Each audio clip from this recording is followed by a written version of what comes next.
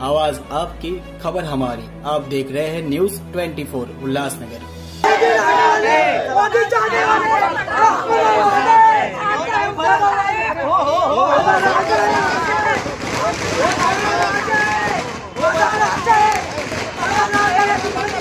उद्धव ठाकरे के दौरे के दौरान एक बुजुर्ग महिला का अलग अंदाज देखने को मिला, जो कि लोगों को खास आकर्षित कर रहा है।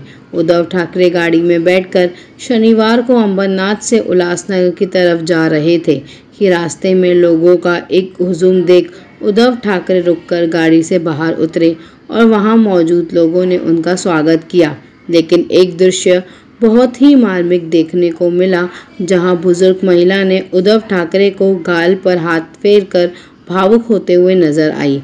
मानो प्रतीत हो रहा था कि महिला बिना कुछ कहे यह दर्शा रही थी कि जाओ, तुम्हारी इच्छा पूर्ण होगी।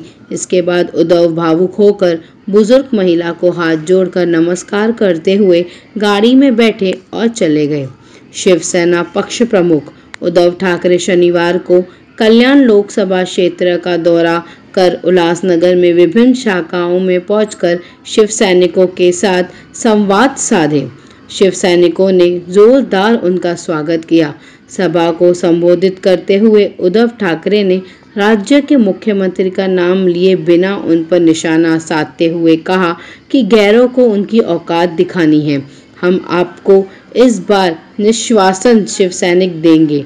मुझे एक बार गलती हुई है, अब नहीं होगी। जिस तरह आज जल्लोष दिखाई दे रहा है, ठीक उसी तरह विजय का भी जल्लोष दिखाई देना चाहिए। और अंत में उन्होंने कहा कि गैरों को उनकी औकात दिखानी है। इस बार गैर परिवार को जड़ से उखाड़ फेंकना है। आजचा कार्यक्रम केवळ आणि केवळ शाखा भेटींचा आहे, पण या निमित्ताने मला एक लक्षात येतंय, लोकशाही मधलं युद्ध म्हणजे निवडणूक, आणि निवडणूक युद्ध म्हटल्यानंतर दारूगोळा तर पाहिजेच, शस्त्र तर पाहिजेच।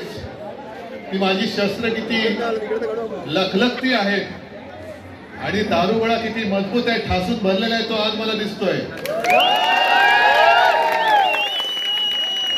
आणि या माझ्या सगळ्या शस्त्रांसमोर गद्दारीचे बुरुज काही टिकतील असं मला वाटत नाही। या लोकसभा मतदारसंघात गद्दारांची घराणेशाही गाडायला आलेली आहे। काही काही थेर चालतात,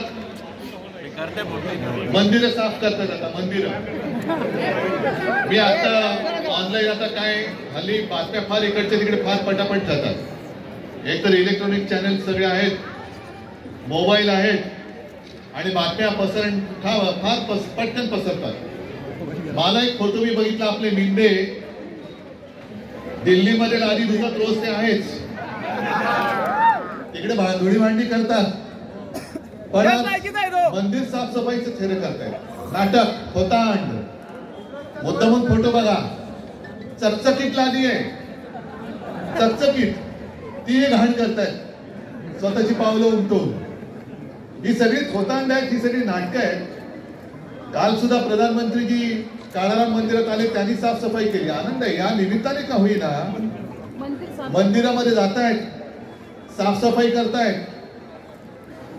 आपण 2018 साली जाहीर केलं होतं की आम्ही अयोध्येला जाणार, आणि गेलो, शिवजन्मभूमीची माती घेऊन तिकडे गेलो राम जन्मभूमीला, आणि 1 वर्षाच्या आत थंड बसण्यामध्ये पडलेला तो खटला होता, तो सर्वोच्च न्यायालयाने घेतला आणि आपल्या बाजूने मंदिराच्या बाजूने निकाल दिला।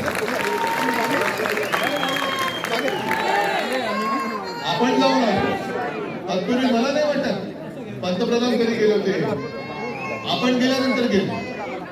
काळाराम मंदिरामध्ये आपण 22 तारखेला जाणारच आहोत, आणि त्या तिथे मी आज आपल्या देशाच्या राष्ट्रपती महामहिम राष्ट्रपती द्रौपदी मुर्मूजींना पण आमंत्रण दिलेलं आहे की आपण सुद्धा या। पण मला असं कळलं, आपण जाहीर केल्यानंतर पंतप्रधान काल काळाराम मंदिरात धावत गेले। आपण मुर्मूंना राष्ट्रपतीजींना आमंत्रण देणार म्हटल्यानंतर काल घाई गडबडीमध्ये त्यांना एक पटकन एक आमंत्रण पाठवून दिलं। आता आज मी जाहीर करतोय की 22 तारखेच्या आत मला शक्य, बहुतेक ते शक्य होईलच, मी पुन्हा एकदा शिवनेरीला जाणार आहे। शिवजन्मभूमीला वंदन करायला एक कृतज्ञतेचा भाव म्हणून मी शिवजन्मभूमीला जाणार आहे. मोदीजी, माझ्या आधी आपणही जाऊन या, आपणही जाऊन या, कारण शिवनेरी आमचीच आहे. या महाराष्ट्रामध्ये तेच जन्माला आलं नसतं तर आज त्या गादीवर बसले ती गादी तुम्हाला दिसली नसती. म्हणून मी जाणार आहे शिवनेरीला. मोदीजी, माझ्या आधी तुम्ही जाऊन या, चालेल आम्हाला. आणि तिकडे सुद्धा साफसफाई थोडी जी काही लोकांना सांगायचं असेल ती करून घ्या. कारण जसा प्रभू श्री राम आम्हाला वंदनीय आहे तसं आमचे छत्रपती शिवाजी महाराज हे सुद्धा वंदनीय आहेत. पण ते आज आपण आपली हालत असते, आपण असतो की नाही. आणि म्हणून देशभर निवडणूक तर होणार आहे, पण कल्याण लोकसभा मतदारसंघावरती विशेष जबाबदारी आहे. नुसता गाडायचा नाही, पाताळात गाडायचा.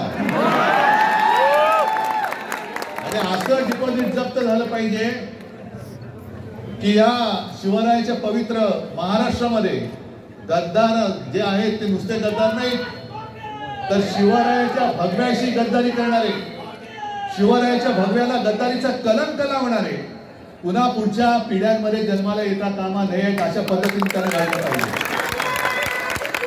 निवडणुकीच्या वेळेला परत येईल ना, पण आजपासून कामाला लागा. आपला जो निष्ठावंत उमेदवार तुम्हाला मी देईन, होय आता मी निष्ठावंत देणार आहे, गद्दार देणार नाही, गद्दार देणार नाही. आता त्यावेळेला ती एक चूक माझी झाली, कारण आपल्या घरातले त्यांना मानत होतो, पण यांना धुळी भांडीच करायची होती. म्हणून हे सुरतेला गेले, गुवाहाटीला गेले आणि रोज दिल्लीची धुळी भांडी करतात. म्हणून त्यांना